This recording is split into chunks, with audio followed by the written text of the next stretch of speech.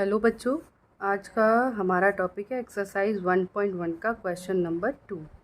तो इससे पहली वाली वीडियो में हमने एक्सरसाइज 1.1 का क्वेश्चन नंबर 1 कंप्लीट किया था, जो कि आपकी फंडामेंटल थ्योरम ऑफ अर्थमेटिक पे बेस्ड था। उसमें क्या होता था कि किसी भी कंपोजिट नंबर को प्राइम फैक्टर्स में कैसे लिखा जाता है वो उस थ्योरम के अंदर बताया गया था।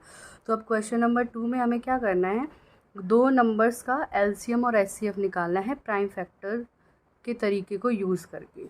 और क्वेश्चन नंबर 2 करने से पहले आपको एक चीज़ और बतानी है कि जब भी आप दो नंबर हैं, मान लो कोई भी दो नंबर, इनका आप एलसीएम एचसीएफ अगर निकाल लेते हो तो हमेशा इन दोनों नंबर का जो प्रोडक्ट आएगा वो इनके एलसीएम और एचसीएफ के प्रोडक्ट के इक्वल होगा। मतलब जो दो नंबर हैं उनका प्रोडक्ट यानी मल्टीप्लाई करने पे जो आंसर आएगा वो हमेशा एलसीएम और एचसीएफ के प्रोडक्ट यानी मल्टीप्लाई के बराबर होगा। तो ये जो फॉर्मूला है ये सिर्फ दो नंबर्स के लिए ही यूज़ होगा, ठीक है। तो क्वेश्चन नंबर 2 पर आते। क्वेश्चन नंबर 2 का आपका जो फर्स्ट पार्ट है, आपको क्या करना है, 26 और 91 के फैक्टर करके एलसीएम और एचसीएफ बताने हैं और फिर वेरिफिकेशन भी करनी है इस फॉर्मूले की। मतलब क्या, दोनों नंबर को मल्टीप्लाई करेंगे इन दोनों को तो क्या इनके एलसीएम और एचसीएफ के मल्टीप्लाई के बराबर आएगा। तो पहले तो एलसीएम और एचसीएफ निकालते हैं। तो देखो सॉल्यूशन कैसे करेंगे। सबसे पहले 26 के फैक्टर करते हैं। तो 26 के जो फैक्टर होंगे वो होंगे 2 1 जा 2, 2 3 जा 6, 13 1 जा 13। अगर 91 के फैक्टर करेंगे तो क्या होंगे, ये आपका जो नंबर है ये डायरेक्टली 7 से ही डिवाइड होगा। 7 1 जा 7, 7 3 जा 21, उसके बाद 13 1 जा 13, ठीक है। तो ये आ गए आपके फैक्टर 26 और 91 के। तो 26 के क्या फैक्टर बने, 2 × 13 और 1, और 91 के क्या फैक्टर बने, 7 × 13 और 1। अब देखो एचसीएफ क्या आएगा। तो इस क्वेश्चन में आपका जो एचसीएफ है वो कैसे निकालते हैं, इसकी फुल फॉर्म होती है हाईएस्ट कॉमन फैक्टर। मतलब एचसीएफ के लिए आप दोनों नंबर्स में जो कॉमन है उसको फाइंड करो। तो यहाँ पे कॉमन क्या है, 13। अब ये 13 कॉमन है, इसके अलावा तो कोई नंबर कॉमन नहीं है। तो इस 13 में हमें क्या करना होता है, जो छोटी पावर है उसको कॉमन लेना होता है। लेकिन यहाँ तो देख रहे हैं 13 की पावर 1 है, यहाँ पर भी 13 की पावर 1 है। इसका मतलब आप यहाँ पे 13 कॉमन लोगे, यही आपका एचसीएफ हो जाएगा। और एलसीएम के लिए क्या करेंगे कि जो कॉमन आया है यानी कि 13 जो कॉमन है, एलसीएम के लिए फुल फॉर्म हुई लीस्ट कॉमन मल्टीपल। यानी कि आपको जो कॉमन नंबर है इसकी बड़ी पावर को बाहर निकालना है। फिर से कि जो कॉमन है उसकी बड़ी पावर एलसीएम के लिए बाहर निकालनी है। लेकिन हमारा तो क्वेश्चन में दोनों की पावर सेम है, इसलिए 13 ही बाहर आएगा। और जो कॉमन नहीं है यानी कि 2 और 7 और ये 1 तो रहेगा ही रहेगा फैक्टर में। तो इनको इंटू करोगे आपका क्या आ जाएगा, एलसीएम। तो इनको मल्टीप्लाई करो, क्या आएगा, 7 2 जा 14 और 13 मल्टीप्लाई होकर आ जाएगा 182। ये हो गया आपका एचसीएफ और एलसीएम। देखो एचसीएफ की फुल फॉर्म है तो हाईएस्ट कॉमन फैक्टर, लेकिन सिर्फ जो कॉमन होता है उसमें आपको छोटी पावर बाहर निकालनी है, यानी कि इस हाईएस्ट का अपोजिट करना है। और एलसीएम के लिए जो कॉमन है उसमें बड़ी पावर बाहर निकालनी है, और जो नॉन कॉमन है, जो कॉमन नहीं आ रहे, उनको एज इट इज़ लिख देना है। ये तो हो गया हमारा एचसीएफ और एलसीएम प्राइम फैक्टर्स के थ्रू सॉल्व करके। अब क्वेश्चन बोला था वेरीफाई कीजिए, वेरिफिकेशन। तो वेरिफिकेशन कैसे की जाएगी, वेरिफिकेशन किसकी करनी है, इस फॉर्मूले की जो मैंने ऊपर लिखा है। तो वेरिफिकेशन के लिए आपको दोनों नंबर को मल्टीप्लाई करना है, यानी कि 26 × 91 और इधर एलसीएम और एचसीएफ। तो एलसीएम कितना आया आपका 182 और एचसीएफ कितना आया आपका 13। यानी कि इसको मल्टीप्लाई करोगे तो आपका क्या आंसर आएगा, दोनों को मल्टीप्लाई करेंगे तो ये आपकी वैल्यू आएगी 2366, ठीक है। इधर भी इंटू करेंगे तो आपकी वैल्यू क्या आएगी, इन दोनों को मल्टीप्लाई करके 2366। यानी कि लेफ्ट हैंड साइड जो है वो आपकी इक्वल होगी राइट हैंड साइड की। इसका मतलब आपने जो क्वेश्चन किया है वो करेक्ट है, क्योंकि दोनों नंबर का जो मल्टीप्लाई करके आंसर आया वो इसके HCF और LCM के इक्वल आ गया। इसी को बोलते हैं वेरिफिकेशन करना। समझ गए। अब इसका देखो सेकंड क्वेश्चन क्या है। इसका सेकंड क्वेश्चन भी करके देखते हैं। 510 एंड 92। अब इसको इसी तरीके से सॉल्व करना है। तो सबसे पहले हमारा काम है इनके फैक्टर करना। तो 510 के फैक्टर करते हैं और 92 के फैक्टर करते हैं। 510 के फैक्टर क्या होंगे? 2 2 ज़ा 4, 2 5 ज़ा 10, 2 5 ज़ा 10। फिर इसके बाद इसके फैक्टर ये 3 से होगा। 3 8 ज़ा 24, 3 5 ज़ा 15।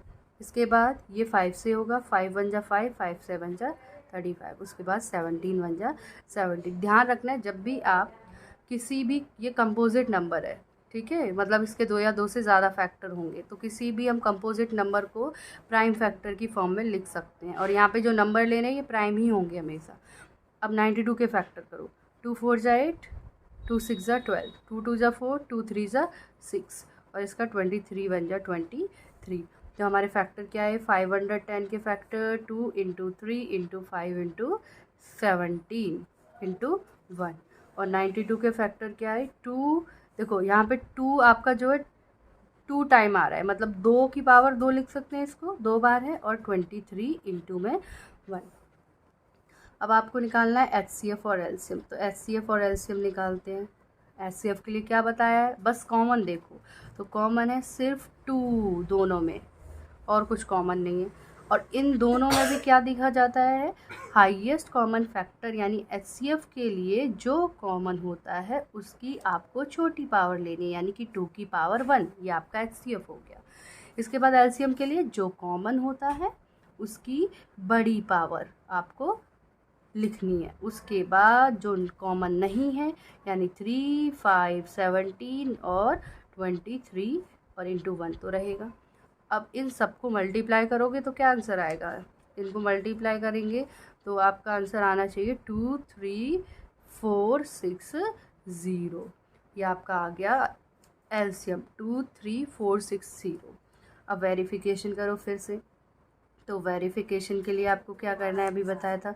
जब वेरिफिकेशन करते हैं तो दोनों नंबर का मल्टीप्लाई, यानी फर्स्ट नंबर मल्टीप्लाई में सेकंड नंबर इक्वल होना चाहिए HCF और LCM के मल्टीप्लाई के। ये फॉर्मूला है। अगर ये दोनों साइड मैच हो गई तो हमारी वेरिफिकेशन करेक्ट है, मतलब हमारा क्वेश्चन सही है। 510 और 92 को इंटू करो। तो 510 और 92 को जब इंटू करेंगे तो हमारा आंसर आना चाहिए 46920। 46920 दोनों तरफ, यानी left hand side is equal to right hand side. इसका मतलब ये भी क्वेश्चन हमारा करेक्ट है, वेरिफिकेशन हो गई। ठीक है। अब इसका आप जब थर्ड पार्ट करोगे तो थर्ड पार्ट क्या है? 336 एंड 54। इसको आप लोग खुद करोगे, ये आपका होमवर्क है। ठीक है। तो ये हो गए हमारे क्वेश्चन नंबर 2 के 2 पार्ट सॉल्व, और थर्ड पार्ट आप खुद करके देखो, तरीका आपका यही रहेगा।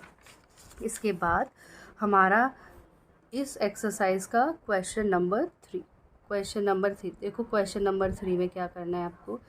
क्वेश्चन नंबर 3 में आपको 3 नंबर गिवन होंगे और उन तीनों का भी LCM और HCF ही आपको निकालना है। ठीक है। तो जिस तरीके से 2 नंबर का निकाला है HCF LCM, तरीका वही है, लेकिन एक क्वेश्चन हम करके देखते हैं। तो इसका जो फर्स्ट पार्ट है वो है आपका 12, 15 एंड 21।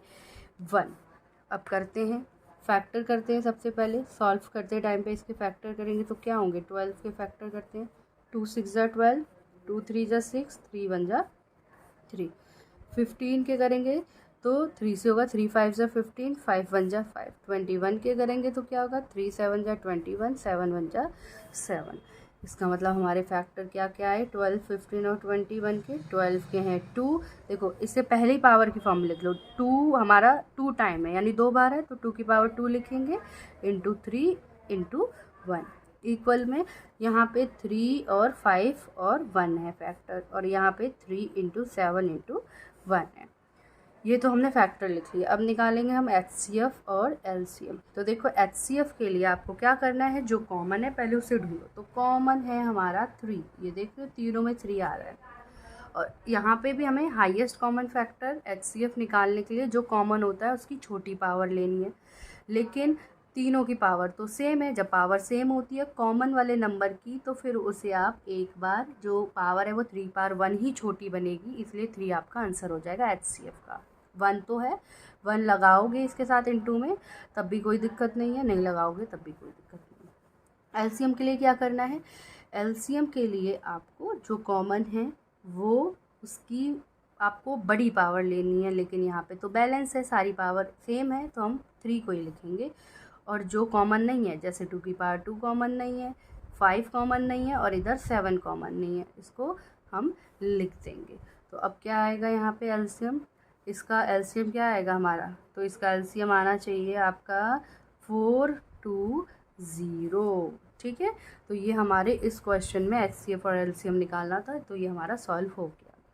अब इसका जो सेकंड पार्ट है क्वेश्चन नंबर 2, क्वेश्चन नंबर 2 इसी का क्या है 17, 23 और 29, इसको भी इसी तरीके से सॉल्व करना है। तो जब सॉल्यूशन करोगे 17 के फैक्टर करोगे तो 17 अपने ही टेबल से होगा, किसी और टेबल से तो नहीं होता, 23 भी अपने ही टेबल से और 29 भी अपनी टेबल से, इनके यही फैक्टर होंगे। तो फैक्टर क्या बनेंगे, तो 17 इंटू 1 लिख सकती हूँ इसको, 23 को 23 इंटू 1 और 29 को 29 इंटू 1। अब देखो इसका HCF और LCM कैसे निकलेगा, तो HCF और LCM के लिए आपको बताया आपको कॉमन देखना है। अगर मैं इन नंबर्स को देखूँ, तीनों नंबर्स के फैक्टर्स को, तो इन तीनों नंबर के फैक्टर में एक 1 ही कॉमन आ रहा है, 1 सबके फैक्टर में आता है। जब आप किसी भी नंबर के फैक्टर करते हो तो उसमें 1 हमेशा रहेगा ही फैक्टर में। तो जहाँ पे कोई और नंबर कॉमन नहीं होता वहाँ पे 1 हमेशा कॉमन होगा और उस क्वेश्चन में HCF आपका 1 हो जाएगा। ठीक है, और LCM के लिए क्या करना है, जो कॉमन है यानी 1 तो आएगा ही आएगा, बाकी जो कॉमन नहीं है हमारे नंबर 17, 23, 29 तीनों अलग अलग नंबर हैं, तो इनको हम इंटू करेंगे तो ये हमारा आ जाएगा LCM। तो हमारा LCM इन तीनों को जब मल्टीप्लाई करेंगे तो आंसर आना चाहिए 11339, ये आपका हो गया LCM, ये आपका आंसर हो गया LCM का। ठीक है, तो क्वेश्चन नंबर 3 के 2 पार्ट सॉल्व करवा दिए हैं मैंने, इसका जो थर्ड पार्ट है वो भी इसी तरीके से होगा, वो आप खुद करेंगे। अब इसके बाद हमें करना है इसका क्वेश्चन नंबर 4। तो देखिए क्वेश्चन नंबर 4 में क्या है, क्वेश्चन नंबर 4 में जो मैंने आपको आइडेंटिटी बताई थी कि 2 नंबर्स का जो प्रोडक्ट है वो हमेशा उनके LCM और HCF के प्रोडक्ट के बराबर होता है। यानी हमें पता है फर्स्ट और सेकंड नंबर का जो प्रोडक्ट होता है वो हमेशा उनके LCM और HCF के प्रोडक्ट के बराबर होता है। प्रोडक्ट मतलब मल्टीप्लाई। तो हम इसको फोर्थ क्वेश्चन में इस फॉर्मूले को ही अप्लाई करेंगे। तो फोर्थ का सॉल्यूशन देखो कैसे करना है। आपको क्या गिवन है कि HCF ऑफ 2 नंबर है 306 और 657, इनका HCF कितना दिया है 9, और आपको क्या फाइंड आउट करना है LCM। ठीक है, तो हमें यहाँ पे दोनों नंबर तो दिए हैं और इनका HCF भी दिया है, बस हमें LCM निकालना है। तो इस टाइप के क्वेश्चन में आपको ये आइडेंटिटी ही लगानी है। जब 2 नंबर हों, LCM HCF में से एक गिवन हो एक मिसिंग हो, तो आप ये आइडेंटिटी लगा के उसे सॉल्व करोगे। तो अब इसे जब सॉल्व करोगे तो इस फॉर्मूले में अप्लाई करो। फर्स्ट नंबर क्या है 306, सेकेंड नंबर क्या है 657। ठीक है, LCM फाइंड आउट करना है, निकालना है, HCF 9 है। तो हमें पता होता है कि जिस भी वैल्यू को हमें फाइंड करना है उस वैल्यू को हमें साइड करना है, सेपरेट रखना है। तो LCM को यहीं छोड़ दो, 306 इंटू में 657, और ये जो 9 है जब इसको यहाँ से हटाओगे, जब आप इसे लेफ्ट हैंड साइड में लाओगे तो मल्टीप्लाई का 9 इधर आके डिवाइड का 9 हो जाएगा। सॉल्व करो ज़रा इसे, तो 9 के टेबल से कितनी बार में कैंसिल हो जाएगा, 9 3 ज़ा 27, 9 4 ज़ा 36, यानी कि वैल्यू क्या क्या बचेंगी 34 और 657। इसको इंटू करेंगे तो हमारा आ जाएगा LCM। तो 34 और 657 को मल्टीप्लाई करेंगे तो आंसर आना चाहिए 22338। ये आपका आ गया इस क्वेश्चन का LCM जो आपको फाइंड करना था, ये आपका आंसर है। ठीक है, तो इस टाइप के क्वेश्चन में ज़रूरी नहीं कि LCM HCF में से ही कोई एक मिसिंग हो सकता है इन दोनों नंबर्स में से कोई एक वैल्यू गायब हो। तो आपको क्या करना है, सेम यही फॉर्मूला अप्लाई करना है। जो वैल्यू गिवन होंगी वो इस फॉर्मूले में पुट कर लेना, और जो आपके पास वैल्यू निकालने के लिए बोलेगा उसको आप सेपरेट करके सॉल्व कर दोगे। ठीक है, अब देखिए क्वेश्चन नंबर 5। अब क्वेश्चन नंबर 5 में क्या बोला है कि जो 6 की पावर n है, क्या ये 6 की पावर n एंड हो सकता है विद डिजिट ज़ीरो, जहाँ पे n जो है वो एक नेचुरल नंबर है। नेचुरल नंबर बोले तो 1 2 3 4 कुछ भी हो सकता है। तो हमें ये बताना है कि क्या 6 की पावर n को जब सॉल्व करेंगे तो वो जब उसका जो डिजिट आएगा लास्ट वाला वो ज़ीरो आएगा क्या, ये हमें प्रूफ करना है। तो इसमें आपको क्या करना है, आपको एक चीज़ पता होनी चाहिए, अगर कोई भी नंबर ज़ीरो पे एंड होता है तो वो 5 से ज़रूर डिवाइड होगा। ये तो आप समझ सकते हो। जैसे मैंने बोला कि 20, अगर ये 0 पे एंड हो रहा है तो ये 5 से ज़रूर डिवाइड होगा पूरा कंप्लीट 4 टाइम पे। मैंने बोला 100, तो ये भी 0 पे एंड हो रहा है, ये भी 5 से पूरा डिवाइड होगा 20 पे। यानी कि कोई भी नंबर जो डिजिट 0 पे एंड होता है वो 5 से ज़रूर डिवाइड होगा। इसका सिंपल मीनिंग कि जब हम इस नंबर के फैक्टर करेंगे, अगर इसको 0 पे एंड करना है तो इसमें 5 factor as a prime number आना ही चाहिए। तो हम ये लिखेंगे एज वी नो दैट, इसका सॉल्यूशन आपको कैसे करना है, एज वी नो दैट 6 की power n can be and with digit zero only when digit 0 only when its prime factors contain 5 as a factor। जब इसके आप प्राइम फैक्टर करो तो इसके प्राइम फैक्टर्स में 5 ज़रूर आना चाहिए, है ना। तो अब क्वेश्चन में 6 की पावर n जब हम इसको फैक्टराइज करेंगे तो 2 इंटू 3, क्योंकि 6 के जो फैक्टर है वो तो 2 इंटू 3 हुए और इसकी होल पावर n। तो आपने क्या देखा, जब आप 6 के फैक्टर कर रहे हो तो 2 और 3 आ रहा है, इसमें 5 तो कहीं आ ही नहीं रहा। और जब तक 5 नहीं आएगा ये जो नंबर है, ये जो कुछ भी नंबर है, ये कभी भी 0 पे एंड नहीं होगा। तो इसके लिए सिंपल सा लॉजिक है, किसी भी नंबर को मतलब उसके एंड वाले डिजिट पे अगर 0 चाहिए तो 5 से डिवाइड होना चाहिए, मतलब 5 उसके फैक्टर्स में होना चाहिए, बट यहाँ पे नहीं है। इसीलिए आप लिखोगे सिंस 6 की power n does not contain 5 as a prime factor, so it cannot be and with digit 0। समझ गए कि नहीं। इसका सॉल्यूशन आपको इसी तरीके से दिखाना है कि जब तक अगर इसके फैक्टर में 5 नहीं आया तो ये जो भी 6 की पावर n नंबर है, कोई भी कंपोजिट नंबर, वो कभी भी आपको एंड डिजिट पर 0 नहीं देगा। ठीक है, तो ये आपका क्वेश्चन नंबर 5 का सॉल्यूशन हो गया। नेक्स्ट है हमारा क्वेश्चन नंबर 6। अब देखिए क्वेश्चन नंबर 6 में क्या है। क्वेश्चन नंबर 6 में आपको बोला है कि 6 जो 7 इंटू 11 इंटू 13 प्लस 13 है, ये कोई एक नंबर है, इसको आपको क्या प्रूफ करना है, कॉम्पोजिट नंबर। अब कॉम्पोजिट नंबर प्रूफ करना है तो आपको बताया गया है कॉम्पोजिट नंबर की डेफिनेशन कि कॉम्पोजिट नंबर के जब आप फैक्टर करते हो तो हमेशा 2 या उससे ज़्यादा आते हैं। 2 से ज़्यादा होंगे हमेशा। 2 से ज़्यादा कैसे, अगर कोई भी नंबर है या तो वो अपने आप से डिवाइड हो या 1 से डिवाइड हो, उनके अलावा अगर किसी और से भी डिवाइड हो रहा है तो आप उसको कंपोजिट बोलोगे। यही होती है कंपोजिट की डेफिनेशन कि वो नंबर आपका 2 से ज़्यादा फैक्टर कंटेन करना चाहिए, उसमें 2 से ज़्यादा फैक्टर होने चाहिए। तो देखो कैसे सॉल्व करेंगे इसको। सबसे पहले इस टाइप के क्वेश्चन में क्योंकि इस क्वेश्चन का जो आपको फॉर्म दिया है वो थोड़ा सा डिफरेंट है। इसमें आपको 13 कॉमन लेना है, सॉल्व करो, क्योंकि 13 यहाँ पे भी है, यहाँ पे भी है प्लस के बाद, तो 13 बाहर निकाला तो क्या क्या बचेगा, 7 इंटू 11 इंटू, देखो जैसे ही 13 आपने बाहर लिया तो यहाँ पे 1 बचेगा, क्योंकि 13 तो कॉमन आ गया, प्लस 13 बाहर गया तो फिर से यहाँ पे 1 बचेगा, क्योंकि कॉमन हो चुका है 13। तो 13 इंटू, जब सॉल्व करेंगे 11 7 जा 77 प्लस 1 कितना आएगा, 13, 77 प्लस 1 कितना हो जाएगा, 78, और ये ब्रैकेट यानी मल्टीप्लाई में ये दोनों चीज़ें। अब देखो 78 के और मैं फैक्टर करूँ, 78 के फैक्टर तो क्या होंगे, 2 3 जा 6, 2 9 जा 18, 3 1 जा 3, 3 3 जा 9, 13 1 जा 13, यानी इसके फैक्टर 78 को और मैंने फैक्टराइज किया तो क्या आया, 2 इंटू 3 इंटू 13 इंटू 1।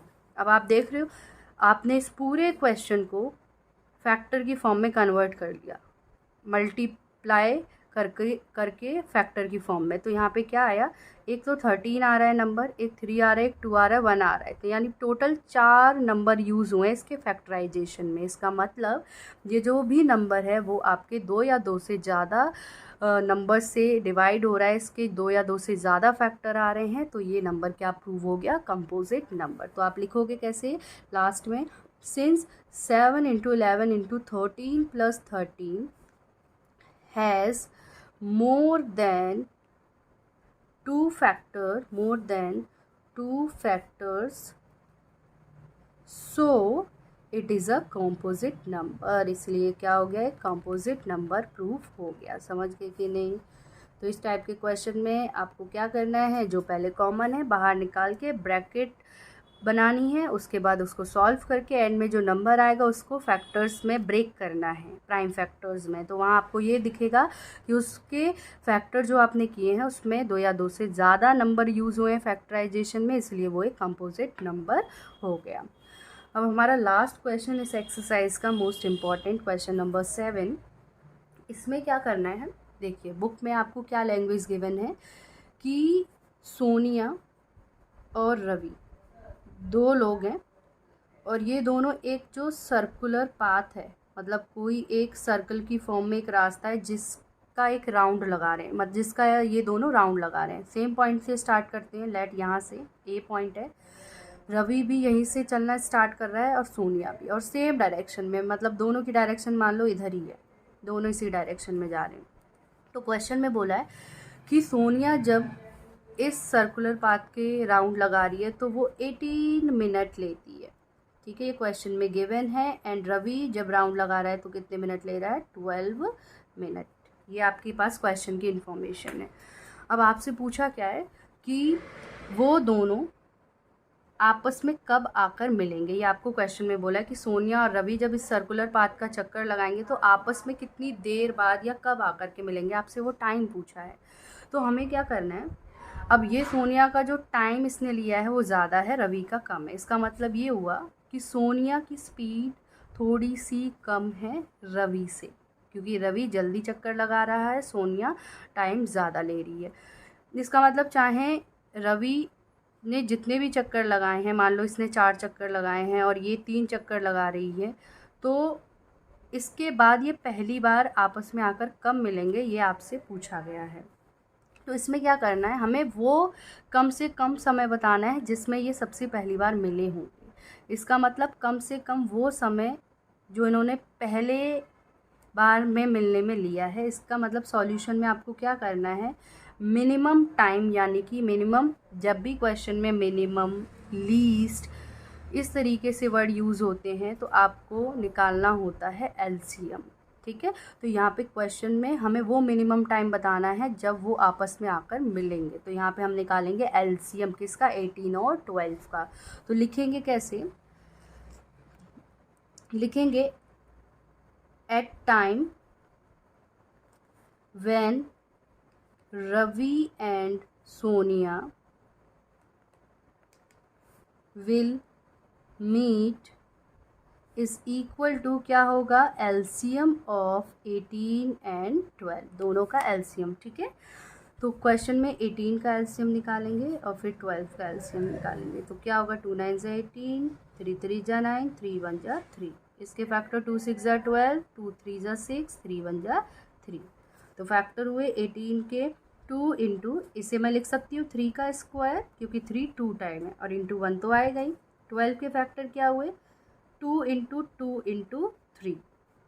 तो इसको भी फैक्टर की फॉर्म में लिख सकते हैं, 2 की पावर 2 इंटू 3, ठीक है। और ये इसको ऐसे कर लेते हैं, 2 इंटू 3 की पावर 2, ठीक है। दोनों को ही फैक्टर की फॉर्म में लिख लिया। अब हमें क्वेश्चन में करना क्या है, एलसीएम के लिए आपको मैंने बताया था एलसीएम कैसे निकालते हैं। तो एलसीएम के लिए हमें क्या करना होता है, जो कॉमन है, पहले जो कॉमन है उसको हाईलाइट करो। तो जो कॉमन होता है एलसीएम के लिए, उसकी बड़ी पावर यानी कि 2 की पावर 2। दोनों में बड़ी पावर क्या है, यहाँ 1 है यहाँ 2 है, तो 2 की पावर 2 लेंगे। और 3 की पावर 2 और 3 की पावर 1 में भी सबसे बड़ी पावर 3 की पावर 2 ली जाएगी, ठीक है। और यहाँ पे 1 मल्टीप्लाई में। अब आपका जो आंसर आएगा वो कितना आएगा, 2 की पावर 4 और 3 की पावर 9 यानी 36। और ये आंसर आएगा आपका मिनट में। इसका ये मतलब हुआ कि जब सोनिया और रवि पहली बार आपस में मिलेंगे तो वो टाइम होगा 36 मिनट के बाद, ठीक है। तो ये 7th क्वेश्चन हमारा कंप्लीट हो गया। इस क्वेश्चन में सिंपल लॉजिक है, जब भी आपस में आपको कोई दो चीज़ों को मिलाना है, जैसे कि दो लोग दौड़ रहे हैं तो कब आपस में आके मिलेंगे, या आपने बैल को एक साथ रिंग किया है फिर वो कब जा कर के एक साथ बजेंगी, तो इस तरीके के क्वेश्चंस में आपको एलसीएम निकालना होता है, ठीक है। तो एक्सरसाइज 1.1 अब हमारी कंप्लीट हो गई है। नेक्स्ट क्लास में यानी कि नेक्स्ट वीडियो में हम एक्सरसाइज 1.2 कंप्लीट करेंगे, ठीक है बच्चों। इसकी अच्छे से आप प्रैक्टिस करो, और जो रिमेनिंग क्वेश्चंस आपको होमवर्क में दिए हैं जो मैंने नहीं करा है वो आपको खुद प्रैक्टिस करनी है, ठीक है बच्चों।